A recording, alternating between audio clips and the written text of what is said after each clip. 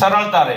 આવા સામાન્ય મુદ્દાને લઈ અને અમે બંને માન્ય સંઘો પાસે ગયા, કેટલીય મથામણ કરી, પણ આખા ગુજરાતમાં ખબર નથી, પણ બનાસકાંઠામાં મારે પ્રશ્ન સોલ્વ ના થયો। અમને થયું કે ચાલો આવો નાનો પ્રશ્ન જો આ સંઘ ના સોલ્વ કરી શકતું હોય તો પછી આપણે એકતા લાવવી પડે। વળી પાછા ક્લાસ 1-2 ની AIET ની પરીક્ષા માટે અમે માન્ય સંઘોને ફરીથી મળવા માટે ગયા। એમને ગોળ ગોળ જવાબ આપ્યો, જે અત્યારે લેટરથી આપે છે એમ ગોળ ગોળ જવાબ। પછી મેં એમને એક જ વાત કરી, મેં કીધું જો નાની સંખ્યામાં રહેલા એચ ટાટોનું કામ થઈ જતું હોય તો અમે તો 65-70 હજાર છીએ, અમારું કામ સાહેબ કેમ થતું નથી? સાહેબ કઈ વાત કરીએ છીએ આપણે?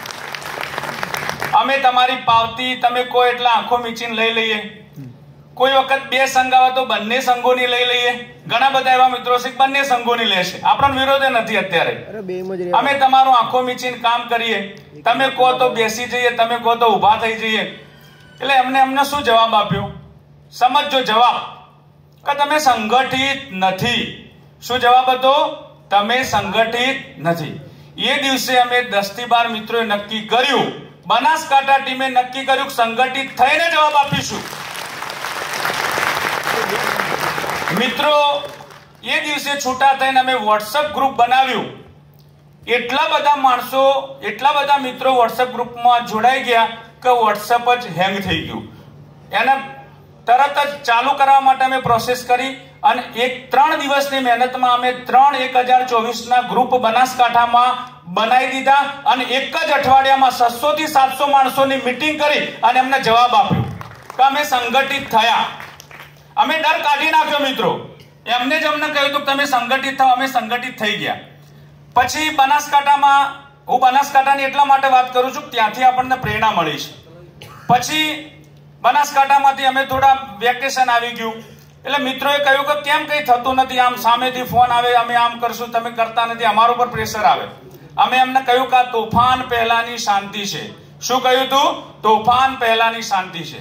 અને પછી અહીંયા મહેશભાઈ મકવાણા જેવા મિત્રો, TPU ની પરીક્ષા કરતા મિત્રો બધા મળ્યા અને પછી એક સંકલ્પ લીધો કે જો આજ આજ્ઞા આખા ગુજરાતમાં લાવીએ તો આખા ગુજરાતમાં રહેલા ઉચ્ચ પ્રાથમિક શિક્ષકોના પ્રશ્નો સોલ્વ થાય। અને એના અનુસંધાનમાં છેલ્લા 1 મહિનાથી એટલી સખત મહેનત, રાત્રે 12 વાગે વિષયો ચાલતી હોય મિત્રો, 12 વાગે। અમે બનાસકાંઠામાં તો ડેલી 6 વાગે બધા સ્કૂલ પૂરી કરી અને 11 થી 12 વાગ્યા સુધી ત્યાં બેઠા હોઈએ।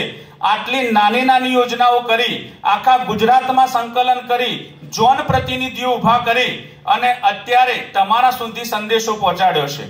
આપણે એટલા સફળ છીએ, આપણે સંખ્યામાં નથી પડતા, 33 જિલ્લામાં આપણો સંદેશો ગયો છે, એ સૌથી મહત્વની વસ્તુ છે। 33 જિલ્લાઓમાં એક પણ જગ્યાએ આપણો સંદેશો ના ગયો એવી બાબત નથી। મિત્રો, હું ઉચ્ચ પ્રાથમિક એકતા મંચ વતી તમને વિશ્વાસ અપાવું છું કે આ મંચની અંદર નીતિમત્તા પહેલી હશે। નીતિમત્તા, ભગવદ ગીતામાં રહેલી નીતિ